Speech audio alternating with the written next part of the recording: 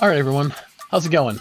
So today is Friday when I'm recording this, and I decided to expand the horizons of the channel a bit. You've already seen that with the cruise video and stuff like that, but I wanted to talk about other stuff too, like when I'm done playing games or when I'm back from a vacation. Like, hey, was it difficult to come back from the cruise? And I think we'll do that this time.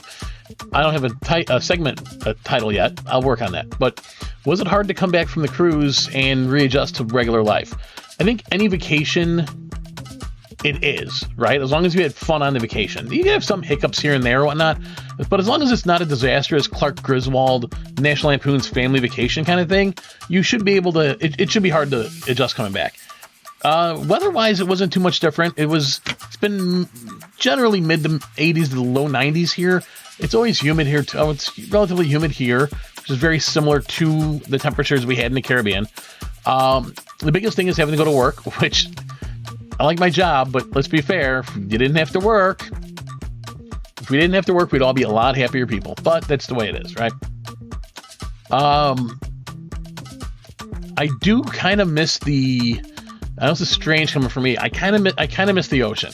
And it's not that I miss the ocean on a cruise ship per se. Like, it was cool looking out over it. And as long as I kept my anxiety at bay about there being nothing out there and hope everything was good, which it was, I enjoyed it. It was soothing. I will say, to go along with all the ums I'm throwing in here, even though I took speech class twice in freaking college, I will say that the beach, walking along the beach and being able to see the ocean there and then sit on the pier and have a drink, have dinner on the pier, that kind of stuff was cool. Being able to eat out and not have to cook every night or most nights, that was cool. Not having to do dishes, laundry, not having to deal with the stupid dog that's over here that constantly cannot behave. I'm not calling you into the video, dude. It's not their feeding time yet, is it? No, not even close. That's all cool, and I miss the extra the other little bit of culture, right? So I don't want to forget the vacation, at least not right away. I always try not to forget my vacations, right? Like, I've been to London 3 times, I've been to New Zealand, I've been to Mexico, Canada. Some of the Canada and Mexico I kind of forgot because it was a different lifetime ago. We'll get into that another day if I ever decide to spill about my personal life more. Those of you who know me probably know what I mean. But yeah, coming back, I've always liked reggae music and Caribbean music, so I've been trying to integrate that into my playlist more, which is nice, especially in the morning to get moving, or at night going to bed, because it's relaxing and, relatively calming. I mean, unless it's like dance hall or something, then it's different. I've tried to recreate my breakfast. I've been having salmon and bagels a lot for breakfast, which is nice, which is what I had there on the ship. Little things like that have made the transition easier. I mean, since I got back, it's been a shit show of bad luck. Nothing major, but lots of little things, and little things pile up, right? And like that dog that just poked his head in, and he was just out that door not long ago, and guess where he wants to go again. Anyways, I've tried. I made some jerk recipes. Jerk pork. I want to do chicken. I made some Bahamian chicken. So coming back from the cruise, like I said, it's like any other vacation, and it's especially hard the longer you're gone. So we were gone 10 days ish, 9 days, whatever the videos say. There's one video after of us flying home, but I didn't think you cared to see the inside of the airport.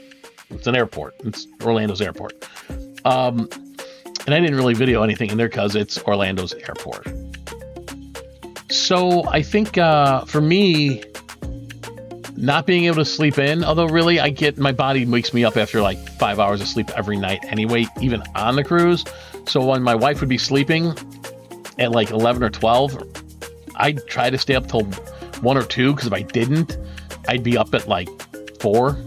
So I did that, which is what I do at home. I watch TV doing that, because you don't really have, I had the internet on my phone, but that was primarily for keeping in touch with the kids who were home with my mom. And I didn't bring a gaming laptop or something, or a Switch or my Steam Deck or anything like that. But the hardest adjustments were, first off, having them not wear sandals every day.